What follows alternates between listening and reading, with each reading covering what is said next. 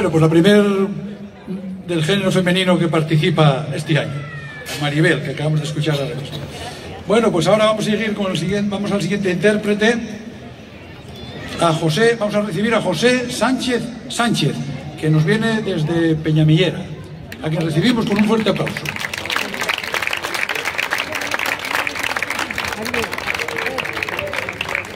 José nos va a interpretar, en primer lugar, El corazón del minero, y en segundo lugar, acompañado a la gaita, Langreo se queda triste. Con todos ustedes, José.